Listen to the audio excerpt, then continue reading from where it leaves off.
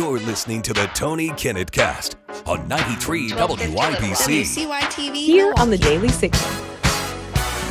Good evening and welcome to the Tony Kinnett Cast here on the Daily Signal, nationally syndicated first on 93 WYBC. And a very good evening to you from Israel in Jerusalem, where I have been going all around the old city all day. I got a chance to view the Church of the Resurrection and the amazing, just incredible nature of the city and its people, to look at a lot of the myths that are currently swirling around, tour a lot of museums, and talk with a lot of people over the day. So if my voice sounds a little bit tired, if I sound a little bit exhausted, I absolutely am.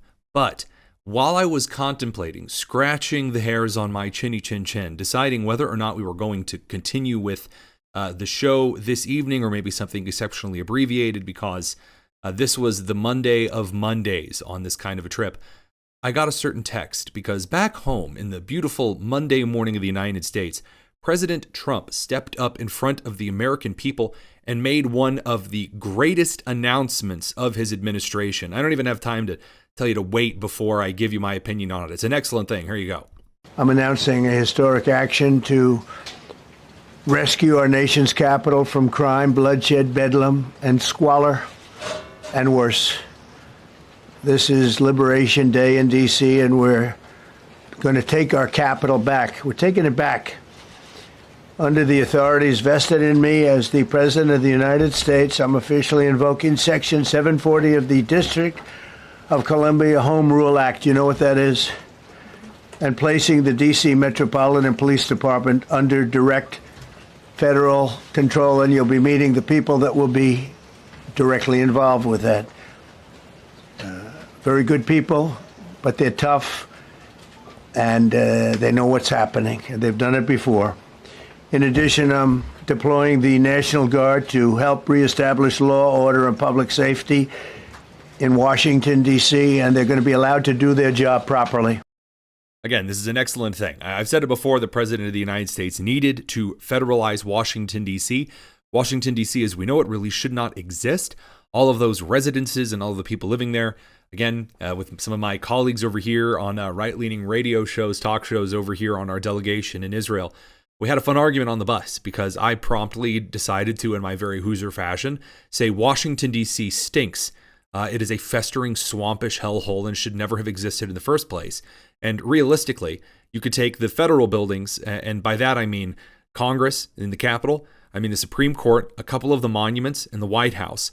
You carve those out in a special little bubble, and the rest of that nasty, garbledygook mess should go to Maryland and or Virginia in that order. And, some residents of D.C. said, well, no, it used to be a really nice city. And I hear you, I do. There were times, I bet, where Washington, D.C. may have been a nice place to be around. But unfortunately, as many big cities do, they ran into the habit of electing trash. And of course, by that I mean Democrats who are focused on giving out free, wonderful goodness and telling the police they can't do their job. It turns out that big cities that go down that path never leave that path. Additionally, the constitutional errors of allowing D.C. to be some type of separate voting entity, therefore creating a nightmare of pseudo-taxation without pseudo-representation, is ridiculous. Never should have been allowed to persist as long as it had. And so not only is the Trump administration sending in like 800 National Guardsmen an excellent thing, and not only is Trump appointing Attorney General Pam Bondi to oversee the Metro Police Department also a very good thing. I bet there's a lot of officers that are in the privacy of their own homes this evening, breathing a sigh of relief. And you say, well, what, so they can be fascist against the people? I will remind you that since body cameras have been established as a requirement for police departments, the body camera footage has not exactly shown the hordes of innocent, sweet, kind victims who are being beaten down by mean, stinky, horrible police officers that I was promised. Instead, I've seen a lot of feral animals of every race, color, and creed attacking police officers. I've seen a lot of cops treated like absolute garbage because people have gotten away with being entitled brats for far too long and disregarding the laws that are on the books. And I'm so sorry. It is not tyranny to expect that in a large city, individuals follow the law so that business, commerce, and society can commence in a peaceful fashion. If you think that's tyranny, you're ridiculous, among other R words. So Along that, the announcement follows a weekend shooting in the Navy Yard involving a juvenile suspect, reporting a looting incident by 20 to 30 teens. So we're just reenacting Lord of the Flies at a convenience store. And then the media started losing their stuff. They started just going absolutely bananas. But I promised Mayor Bowser's response, Muriel Bowser, the latest in a line of Democrats promising to clean things up. So she gets out and does what Democrats do best in these situations, and that's give some type of pseudo Kamala Harris word salad that, imagine if you told ChatGPT to write an inspiring speech, but it was like the knockoff Temu brand version of ChatGPT, that would be Muriel Bowser here, describing a tenuous access to democracy. My message to residents is this. We know that access to our democracy is tenuous. I do appreciate the mixtape stop. My residents. I'm sorry. Access to democracy is tenuous. I'm not sure how access to democracy is tenuous. Tenuous isn't really the word to use here. When you crack open the good old fashioned thesaurus and look up words for not so great, I'm sure that it appears to be rather titillating. I don't know, exciting, super duperous. That is why you have heard me and many Washingtonians before me advocate for full statehood for the District of Columbia. We are American citizens. That is correct. That does not make you a resident of a state nor deserving of a state. Our families go to war. Okay, also fine, but going to war does, again, there are U.S. territories. Like, you guys know this, right? There's islands that are not U.S. states. There are territories, there are military bases that do not exist inside states of the Union. People who have residence in U.S. territories get special privileges. Serving in the military is not something that it is inherent of you to be a citizen of a state to do so. We pay taxes and we uphold the responsibilities of citizenship. You don't pay taxes in the way that you are insinuating. You pay some kinds of taxes.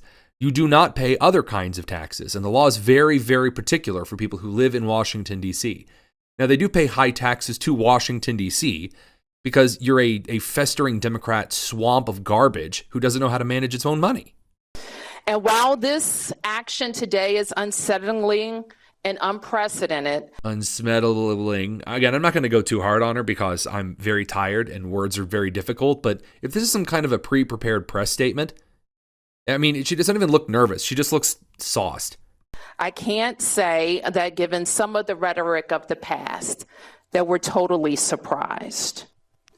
I can say to DC residents that we will continue to operate our government in a way that makes you proud. Well, I mean, I'm sure that not being stabbed or shot will, in fact, make a lot of people proud. We will balance our budgets. We will deploy our services. Our kids are going to start school on August 25th. Well, I mean, okay, I don't know what the schools are going to have to do with any of this. I mean, probably fewer kids getting shot on the way to school and back, probably would be nice. But again, they're not going to be deploying services like they were.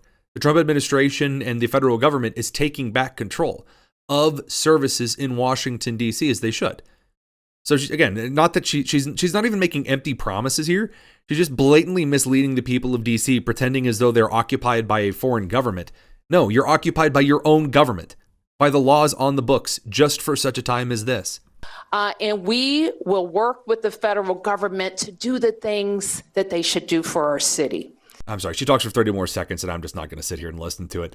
So the Metro Police Department started putting out some garbage crime statistics. The Washington Post started reaching out to people because the crime statistics were actually much worse and said, well, does anyone want to tell us their opinions? Because yes, that's what I look for in crime reporting is op-eds. Thank goodness. So the Trump administration did put out the 2024 murder rate per 100,000 individuals. And if you look at the world's most wonderful and stinky cities, I have to say stinky cities because, you know, Delhi and Mexico City are on here. Islamabad as well. Whereas Ottawa, Paris, Havana, Delhi, London, and Madrid are less than 2 or 3 people murdered per 100,000. Lima, Islamabad, Mexico City, and Bogota are between about 7 and then looks like 16 per 100,000 for Bogota. Washington, D.C. is 27 people per 100,000. That is ridiculous. And again, that's the United States of America. Now, I'm not allowed to legally carry in Washington, D.C. because, God forbid, I'm allowed to, carry and defend myself and those that I'm with. You are, however, allowed to be carjacked and beaten and stabbed and shot outside of, for example, Union Station, which is not too far off from where I work when I'm in Washington, D.C. That doesn't stop CNN here from immediately going for the pearls, because if there's one thing CNN knows to do, it's completely misunderstand the role of government. And then if they do something marginally well, it's amplify Democrat voices almost without making them sound like fools. Here you go. Getting reaction from D.C. council members. We are, Pamela and Wolf. This coming into CNN from council member Charles Allen of the 6th Ward in D.C. His post is, quote, "The president taking over local control of MPD and putting the U.S. military onto the streets of D.C. under the guise of public safety is wrong." The guise of public safety. The guise of public safety. What else would it be under the guise of?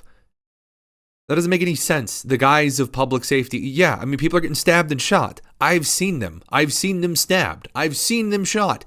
I've seen the MPD roll up to a scene in which there is someone laying on the ground in blood. Yeah, I mean, that, kind of would be nice to see the metro itself not smell like piss again. I gotta say, I'm rather in favor of that. The United States metro under Washington, D.C., the entire metropolitan area, should be nicer than Paris. Again, if you have in a picture of your mind a romantic view of Paris, Paris is a trash heap. It has been for much longer than London has now been a trash heap. Washington, D.C. should not be in that category. It's an extreme, outrageous, and dangerous move for our city and the safety of all of our residents. He's the first city council member to react to this whole thing. None of them had reacted really last week to this in any real measure. Again, it's really funny to watch CNN try to amplify this kind of nonsense, given that when you look at the situation in Washington, D.C., the people who are not able to say how they feel about this are those who were murdered in the last couple of years in Washington, D.C. It's just not going to go well. That didn't stop CNN from also having on Bernie Sanders and saying, "Did you know that you're popular? Have you seen the polls? Everyone says you're wonderful. Everyone likes the Bernie Sanders and the pudding and the socialism and the crazy right there. Go." Something that I'm sure you have seen, a Gallup poll. Did you see this Gallup poll? Yeah. Did you see the Gallup poll clippity-clopping along the way to Bernie Sanders and the horse and the polling? They asked, "Did you like the horse and the Sanders?" And what the Gallup poll found was that you are one of the most widely admired Americans. And I believe you're only second to the Pope. You want me to declare my candidacy for Pope? I don't think that you're eligible for a lot of reasons. Then I won't do that. I'm just asking reporters of networks that claim not to be biased. Now, of course, we all know when it comes to CNN, we all know when it comes to Dana Bash, that ain't happening. But the very least you could do is not lick the boots of whom you're interviewing. I'm just asking for the minimal amount of decorum. I have interviewed people of whom I am fans, or I am a fan. I have interviewed many individuals who I have really liked, many individuals whom I really dislike. But individuals that I like, you try to show a level of decorum, even if you fail, even if you don't do a very good job, even if you end up coming across as a guy that at least is, you're trying to be, respectful of the interview, because some people may not like this guy you're trying to interview. You're trying to let them make their case so that maybe others can like them as much as you do. But don't openly simp. Don't openly just sit there and go, "Well, you're like pretty good, huh?" What are you supposed to do? I mean, even Zach Galifianakis in Between Two Ferns in satirical interviews did a better job interviewing than Dana Bash at CNN when Zach Galifianakis was sniffing Hillary Clinton. So I have no segue out of that. The Democrats, the rest of the country over. I was looking through a lot of the news today, seeing what else is the country focused on. Gavin Newsom is now trying to lead the brave Katniss Everdeen resistance against Trump via redistricting. And it's really, really, really funny. There's really no other way to put it. It's just really, really funny, because right now, by losing their minds and going after Texas for redistricting, because the Department of Justice said, "Hey, you have minority majority districts listed, but you're not allowed to just say all of these minorities that I like make a minority majority district and everyone else is screwed." You can't do that. You can't, according to the actual Department of Justice, you cannot as a state legislature say, black people, brown people, they're all the same. That's not a thing. You really shouldn't do that. I promise you that the 20-year-old dude from New Delhi and the abuelita from southern Mexico don't have a whole lot in common, even though their skin tones might be close on the Sherwin-Williams paint sachet. No. But of course, the Democrats thinking that they can coalition their way to super racial harmony while, counting on the free slave labor that they provide.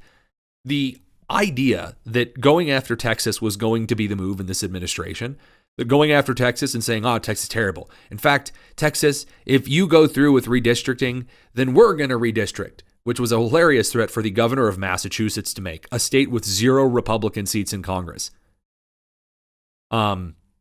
I imagine in a very similar fashion, my daughter looking at me and saying that she has changed around the organization of her oatmeal by simply stirring the oatmeal in the bowl and changing nothing else. It's still the same oatmeal. You just stirred it around a little bit. Massachusetts going from 9 blue Democrat districts to 9 blue Democrat districts is not going to go the way they think it will. But then you have places like Illinois, which is already a mess we've talked about extensively, California extensively, New York extensively, and they're threatening to get out there and gerrymander those a little harder, which it really isn't going to go over very well. Well, it has pushed additional state legislatures in the country on the red side of the aisle to say, we already know the 2020 election we already know the 2020 census was crap. Even the takers of the 2020 census admit it was crap. It overcounted certain states. It undercounted certain states. It didn't look at state migration. It counted illegal immigrants, which is not what the census was set up to do. It's not what the 14th Amendment clarified the census should do, though many on the left are so illiterate they tried to claim the 14th Amendment says that, missing the clause that individuals who are not taxed, i.e. not citizens of the United States, as the 14th Amendment puts it, Indians outside of taxation, in this case, illegal immigrants, who are not supposed to be here, not supposed to be in the territory of the United States. Not taxed means not counted in the census, because the census is an economic tool as well. But regardless, Vice President Vance, who I am very well aware I look like, and I do admire when you guys say that I look like J.D. Vance in the comments, I would think that this far into the show that we would start getting less of those comments, but they're going to keep rolling. So my fine doppelganger of a vice presidential sort makes the case for why redistricting is necessary, and the Democrats kicking the hornet's nest is, well, going to screw them over real quick. Yeah, so another crazy thing that I had no idea about, but everybody, even Democrats actually admit this, that the census in 2020 had a major statistical error. And what that meant is that you actually undercounted a few states that are Republican, like Florida and Ohio. You overcounted some blue states. And so what I understand, if you actually did the census anew right now, you would have 10 additional Republican seats and 9 fewer Democrat seats. And really what we're living with, Maria, is the consequence of 40 years of institutional control in the Democratic Party. These guys have fought very dirty for a very long time, and they haven't just won elections and enacted laws that we may not agree with. They have tried to rig the game for Democrats and against Republicans. And thankfully, under President Trump's leadership, you finally see some spine. You finally see some backbone in the Republican Party to fight back against these very aggressive Democratic dirty tricks. But the only way for us to do it is to actually go and do the hard work to reset the scales a little bit. What we want to do is redo the census, but importantly, we want to redistrict some of these red states, and we want to make the congressional apportionment fair in this country. Again, you cannot do it unless Republicans actually take some very decisive action in the months to come. We think they will, and we're obviously supporting them every step of the way. So I really do think that, first of all, this is one of the reasons why Vance is top dog in the next election cycle. Again, the articulation, being able to point out very clearly why redistricting is necessary, but being able to do so and taking a practical point and a cultural point and intertwine them, that's good politics. That is, as far as the communication side of this issue is concerned, that's why it wins.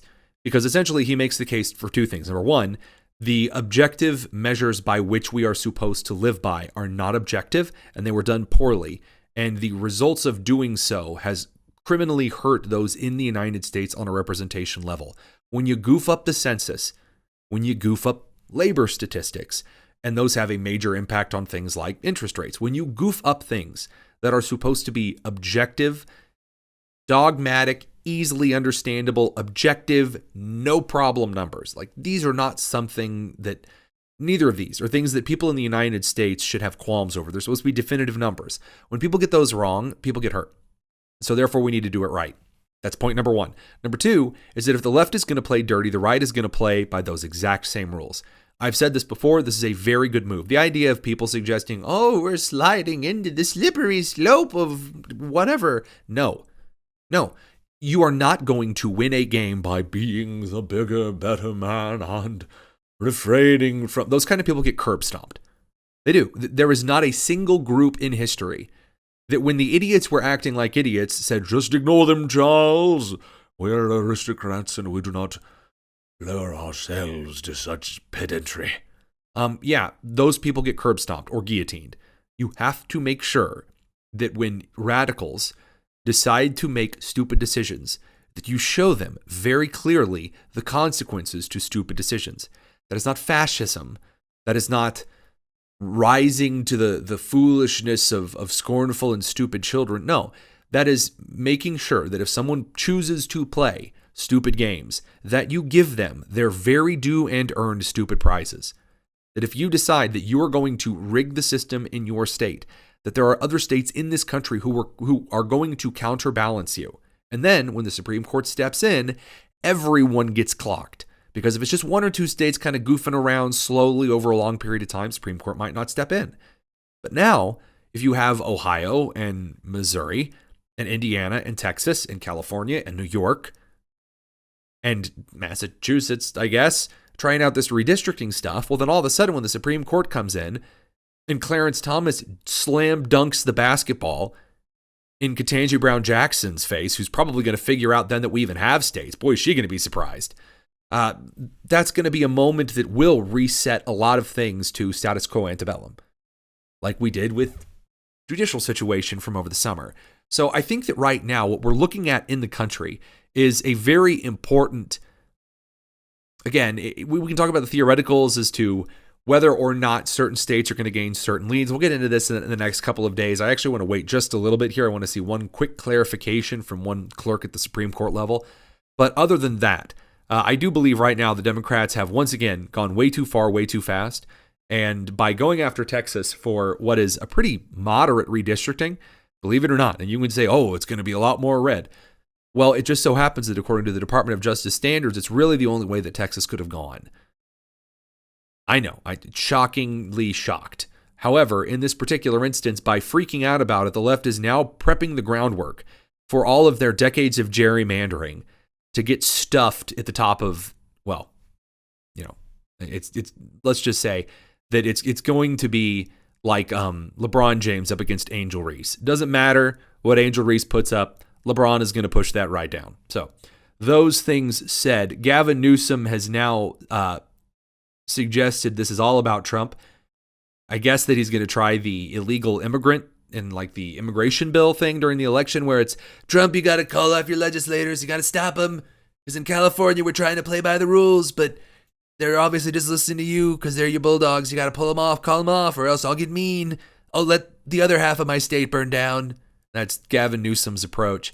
He says, regarding calling off the mid-decade redistricting efforts, dear Mr. President, I'm writing to ask you to call the governor of Texas and other red states who are acting on your request to draw new congressional maps through an unprecedented mid-decade hyper-partisan gerrymander.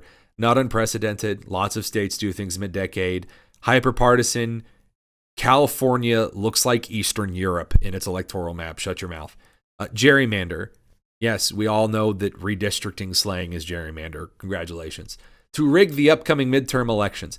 No, believe it or not, the rigging of the midterm elections. Right now, the Democrats have no momentum in the country. None. They are at a low approval rating because they have not provided anything for Americans to latch onto as something they don't like that Donald Trump is doing that the other party represents. This is really the funny thing about the Trump administration, because right now, economically, he's achieving right-wing goals by using pseudo-left-wing protectionist means via protectionist economics. At the same time, the President of the United States is doing certain things like federalizing the police force in a manner that leftist institutions have used in previous decades and centuries here in the United States. So they don't really have anywhere to go here. They've also, on their cultural side of issues, the racism, the sexism, the homophobia, dupleyism, and all the other nonsense, they've blown it with the American people. So what do they have? What do they actually have that's new, that's exciting? There's a scene in Ratatouille, and we don't have the clip loaded because it just popped into my head, where everyone is excited about this new dish that is coming out in the restaurant. And this waiter comes in and he's very mad. He said, the people want to know what is new, what is new. And they're all yelling back at the waiter, what did you tell them? And the waiter says, I told them I would ask. And so it's this kind of who's on third repeating of what is new for like 30 seconds as a little bit of a comedy gag. That's what the Democrats are currently going through. The people are coming in saying, what is new from the Democratic Party? And they're saying, well, what do we have? And they just keep going on in this endless circle because there's not anything that's new. The only oppositional metrics are coming from the Republican Party in their own caucuses. They're arguing it out. And the Republican campaigns in the midterms are bolstered by a Trump administration that's reacting and responding in real time. They may not be making the decision that everyone likes, but pleasing the entire Republican Party hasn't always been a peach. So right now, what it appears is that though Gavin Newsom is, throwing up some big, some yelling and saber rattling, I just don't see anything in the long term that's really going to benefit him here other than humiliation at the national scale. It's a little early to be, trying to ready the engine for the 2028 presidential election cycle, though Gavin Newsom really, really wants to be the nominee. It's not going to happen.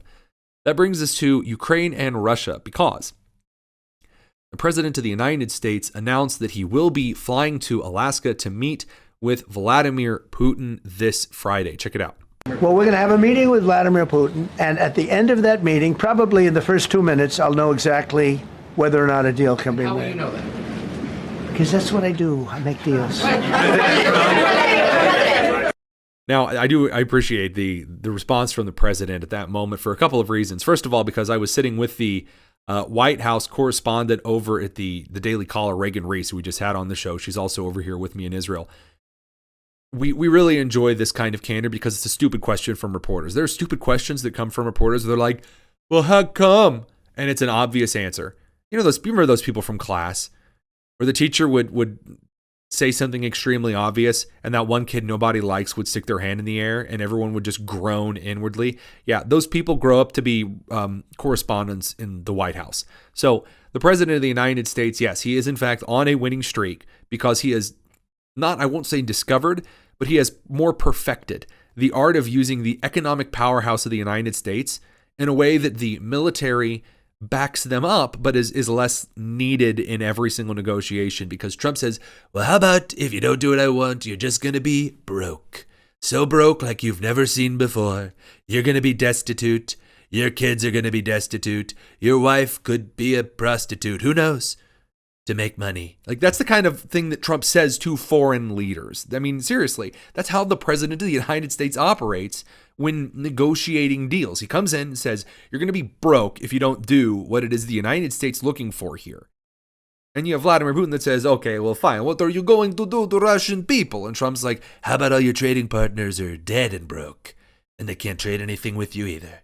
And Putin doesn't know what to do with that because Putin doesn't operate in the New York real estate tycoon entertainer that is Trump the wild card. And you say, well, this is the same strategy Trump uses all the time, though. Yeah, but there's really no counter to it because the entire world, as we've said before, again and again and again, is built on the United States economy in one way or another. I'm going to get a text from my boss for the Trump and the destitute, the prostitute joke. Anywho, it's been a very, very long day. That's going to be my defense. I want to move along, though, because Vice President J.D. Vance, he also commented on Europe basically starting the funding of Ukrainian armament by buying weapons from the United States. Essentially, it's the Israeli approach. So the Israeli approach is that the United States allows Israel to buy certain weapons from the United States, whereas Europe right now, well, I mean, look at European arms manufacturing in the last 50 years. It's downright depressing. That does appear to be changing, and it appears that the Europeans might finally, again, what we've seen Trump do with NATO, is bringing the Europeans to funding the Ukrainian defense through U.S. arms manufacturing that the Europeans are then going to buy. To your point about weapons, what we said to the Europeans is simply, first of all, this is in your neck of the woods. This is in your back door. You guys have got to step up and take a bigger role in this thing. And if you care so much about this conflict, you should be willing to play a more direct and a more substantial way in funding this war yourself. I think the president, and I certainly think that America, we're done with the funding of the Ukraine war business. We want to bring about a peaceful settlement to this thing. We want to stop the killing. But Americans, I think, are sick of continuing to send their money, their tax dollars to this particular conflict. But if the Europeans want to step up and actually buy the weapons from American producers, we're okay with that, but we're not going to fund it ourselves anymore. Again, he's not wrong. He's not wrong. There is a kind of, I won't say isolationism, because I don't think that's necessarily what this is. There's a kind of universal responsibility realism that does come from this administration, in which individuals who are acting on the world stage, who want to flaunt how big of a country they are. Great example of this is France. Emmanuel Macron will get out there and he'll smoke his skinny cigarette and he'll eat his baguettes, and then he'll let in a bunch of Muslims and he'll say, we're going to do this because we are France. And the world laughs because France sucks. And when the world laughs at France, it's because France's military prowess has been rather questionable, to the point that it's been stereotyped and made fun of quite a lot. And so the rest of the world really does fail to understand the joke. And it's led to some really interesting situations in the last couple of years, where the Trump administration, and the first Trump administration as well, would say, I'm going to do something on the world stage. You have some random country that nobody cares about, Australia. They'll say, all right, we're going to do this. And Trump says, no, you're not. And they're like, well, then we're going to do something else. Trump's like, no, you're not. You're Australia. I don't care what you have to say. You're not the United States. You'll see some other European or Asian nation start suggesting that they deserve X, Y, and Z because they've existed for a long time or whatever. Guys, it's in the game of risk. The United States is the preeminent power. You're not going to stack up to the United States as Luxembourg and get some kind of magical respect because you've been on the game board for a while. No. And I think that here, when you're looking at the European investment into its own defense, because the Soviet Union was such an inherent threat to the United States, the U.S. was willing to shoulder the work because it was already rebuilding Europe anyway. And so, yeah, might as well protect the stuff it was rebuilding. Whereas now, that's not the case. Yes, there's a Russian threat, but it is a Russian threat that is on a land war march through Ukraine. Is that a threat to Europe? Well, yeah, absolutely. But that is also Europe's first defense to pony up. I will remind you that it was, in fact, the failure of Europe to act that led to the United States having to get involved and turn the tide in World War II. Not just from the resources and the material side, but also from the troop side. What is trying to be prevented right now is the United States having to eventually get involved because Europe screws everything up, as it is wont to do. And I think that what the Trump administration has done in not only forcing certain individuals to the table, some of them taking longer than others, understandably so. I do believe that right now the administration forcing Europe to not only pony up and pay up, but also to pay up to the United States to supply arms to Ukraine, it just makes all the sense in the world. And it's one of the things that I'm really looking forward to seeing the resolution of, because if Trump is able to broker a long-term ceasefire and some type of a territorial negotiation with the Ukrainians and Russians, at that point, you would need to make a great argument days in a row as to why Trump would not deserve the Nobel Peace Prize. Really. I mean, again, I think that he already deserves it because of the peace deals and ceasefires that he's brokered. But given that, that's just kind of my take on it. All right, last thoughts here just before we round up for the evening and I go to bed, because it is, well after midnight here in Israel. I have been keeping an eye out for some of the things that have been rumored on my way over here. Mainly, I have been told quite consistently that Christians are treated absolutely horribly over here in Israel, and the Jews are really, really mean to Christians, and they're horrible, and they're spitting on Christians all the time, everywhere.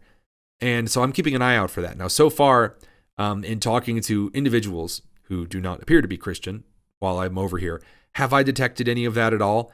No, and it's not even close. Now, I've also only been here 2 days so far, and I'm going through the interviewing and the investigation process, as well as looking at a lot of other stuff here. Of course, the war over in Gaza. We're going to be heading down to some kibbutz near the border. I've been looking at some of the government stuff. We just met with President Herzog yesterday evening, by the time you're looking at this.